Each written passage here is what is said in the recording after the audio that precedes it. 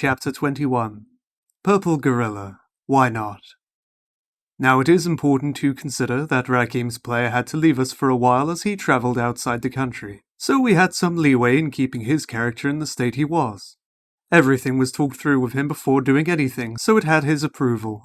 Hence why I allowed the whole capture situation in the first place. We are all very good friends, so we don't do that kind of stuff unless expressly permitted. He even told Valnar's player, "Go ahead and surprise me. So long as I still have a character to play when I get back, you have a free ticket to do as you please." So Valnar decided to turn him into a golem. Yes, he already ordered the construction of 50 golems and sent the region into economic meltdown in the process, but turning a party member into a golem had been a running joke of the party for years, ever since he had his first evil cleric about a decade ago. We had talked about construction some time ago during pizza break, as he was captivated by one alchemical golem from a source book I cannot remember at the moment. So his mind began working on that plan. We would need alchemists, apothecaries, a source of electricity, and a long list of nefarious devices to finish the job. The idea was to create the body, which in this case was essentially a big homunculus. He modeled the body after the intelligent gorillas of the Mwangi expanses, but purple, since, well, he decided he would use purple chemicals. A lot of blood was needed, which was unintentionally donated by a bunch of gorilla slaves they had recently imported. Once the body was grown, he had to transfer Rakim's soul from his current body to the alchemical vessel, which was done for a judicious use of magic jar, and left his human form as a mere carcass. Though Hassan decided to call for a taxidermist and mount it as a statue in the STC HQ's meeting hall. He still needed a sufficient amount of electricity to instill life into the body. They tried a hired magician casting lightning bolt, but it didn't work. They then tried 10 hired magicians casting lightning bolt, yet all it did was burn down a laboratory. After some research, they found out they needed actual natural lightning. So Valnar was forced to assemble a caravan and take the golem vat westward towards the Shattered Range, the mountains dividing the dry Katapeshi lands from the lush Mwangi jungles, where anvil-shaped storm clouds would provide the power they needed. He took a lot of brass with him, and some builders, in order to assemble the lightning catchers. Some previous scrying and teleportation handled the trip, and then spent a few days in the mountains as the builders worked on the lightning catchers and he himself on the complicated wiring required to properly jolt the body. Chapter 22. Jack and Vorgok's Untimely Adventures. In the meanwhile, Vorgok and Jack were leading the great golden caravan southward across the dunes. Though they had encountered a few packs of gnolls that attempted to attack the trail, the hired soldiers made quick work of them. However, the further south they went, the more they felt they were being watched. Scouts were sent on regular intervals, but since they had all returned with nothing to report, things proceeded calmly. That is, until Vorgok claimed to have seen an army following their trails. No one else could see it, so Jack attempted to ease things down by explaining the madness that was gripping his steel-toothed friend. It was pointless, though, as Vorgok had decided to charge rearwards, past the caravan and into the sands. Soldiers were unsure what to do, so they remained posted, all watching as the crazed barbarian rode into the distance and fought invisible foes. It just so happened that they were actually invisible foes. Vorgok's exposure to ethereal blasts from the Between Worlds had made him all sorts of crazy. His own dreamscapes had mixed with those of other people, and other things that don't really classify as people, so he kept seeing things that were in someone else's imagination. His own body had started to fade at times, becoming half immaterial for short periods of time. However, this also had some unexpected benefits, such as being able to gaze into both the material and ethereal planes simultaneously, which proved quite useful against a band of marauders that had chosen to travel under the guise of the ethereal. Impacting with the force of a locomotive, Vorgok cut through the lines, breaking the spell and suddenly revealing a multitude well in the high hundreds. Battle ensued, and while they fought bravely, the tide was against them. Whoever these men were, they had powerful support and were well equipped.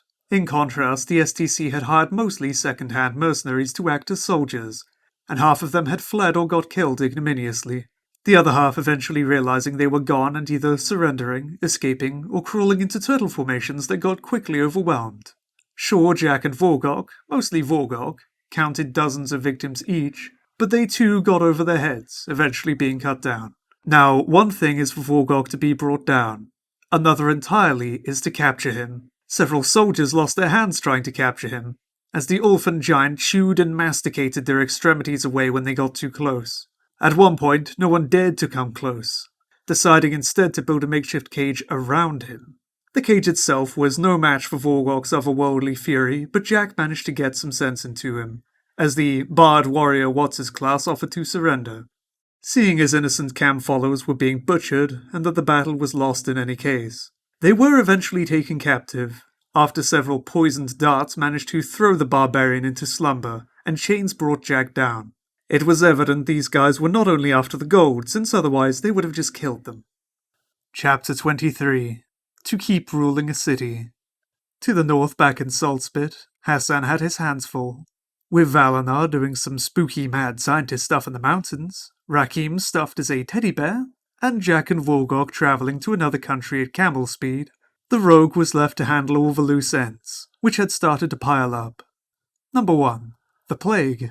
Remember when Whipmaster Concav, the Cyclops in charge of the slaves at the salt mine, warned the party about a growing infection? Well, it turns out that breaking the slave's back didn't stop the disease from spreading, much to the one-eyed Cyclops' bewilderment. And the lack of foresight on the party's behalf only helped to get it out of control. A properly timed hiring of priests casting cure disease would have solved the matter right away. Over 100 had already died, covered in pustules, and 100 more were showing signs of going the same way soon. No one even knew how many others were sick. The city council had ordered an emergency burning of the bodies, but with more dead showing up across Saltspit every day, they had a time bomb in their hands. Unease gave way to fear gave way to rage, and soon uprisings were taking place all across the city, with stores being robbed and brass legionaries hanged by the mob. Hassan was forced into action when one of the merchants bathing at the site's oasis they had previously conjured inside the building, which they had used as some sort of tourist attraction and garnered some extra cash, died in the middle of the courtyard.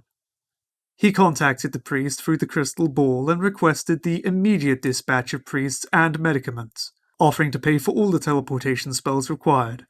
This came at a hefty cost, since the commercial lockdown that set upon Katapesh had all the richest merchants hoarding scrolls and spellcasters to try to move the goods outside the country. The flesh spawns. The process was slowly progressing, and while the byproducts were indeed horrendous, some of which now crawled in the depths of the pits just outside the city, Apothecary Bin Sabaj, the guy who they put in charge of overseeing the works, reported they had reached a 10% success rate, which, although low, was much better than the previous 0%, and that 24 elves had survived long enough to be carrying viable spawns. Hassan had all the discarded elven subjects, all of which had died during the miscarriages, either being eaten from the inside, fused with the spawn's own malleable flesh, or other horrible ways of going out. It was Alien 4 with spells and swords. To be burned, along with the plague subjects, so that at least covered their tracks. He was getting anxious, however, since the working spawns wouldn't be ready for at least 3 more months, and they had already been contacted by the denizens of Leng, some of which would be visiting Saltspit at an unknown, but probably premature, date. This led to the idea of speeding up the process by infusing the elves with raw, positive energy, so he ordered wizards to be brought. Yet this led to another problem. Wizardly shortage. Even though there is indeed magic in the world, the STC had been abusing the available supply to grotesque levels. Teleportation and scrying had become the standard means of travel and communication, not just among the party, but among the many upper echelons of the company. More and more spellcasters were being employed to cover the increasingly more complicated and dangerous business ventures. Some of the industrial units were using them to the point of collapse. Casters in the mines to handle the elementals to keep the rift stable, casters in the nightmare bunkhouses to keep Slimy from becoming madness incarnate, the hags from stealing the goods, and the workers from having their heads explode, casters in the golden fountain to stabilize the dreamscape, to keep the kids secure, to move the liquid gold, and to speed up the construction of the mints, casters in the fields surrounding the fountain where the dream leftovers and ethereal currents still caused all manners of problems, casters in the palace to keep the artificial oasis with water, in the substructure to power up the unusual air conditioning system and to guard the vaults, and the list went on and on. Sure, the current crisis starting in Katapesh had put a stop to most salt imports, but judging it a temporary issue, the Directorate had decided to maintain operations. Plus, there were some contingency plans in the making in case the city didn't open up trade to the outside world.